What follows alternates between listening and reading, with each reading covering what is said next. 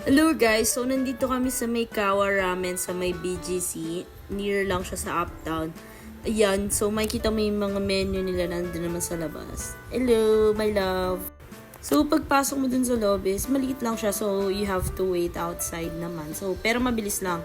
Tapos pag yan, super cozy naman dyan sa loob. And then, hello love, and hello Nika. Blah. So, this is karage and gyoza. Tapos, yung in-order ko is black garlic. And then, yung kay Love naman is Kawa Spicy Ramen. So, yung akin is 240 pesos and yung sa kanya is 260.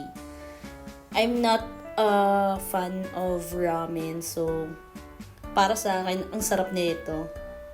I swear. Pero masarap talaga siya. Ang creamy nung ano nila, broth nila. Super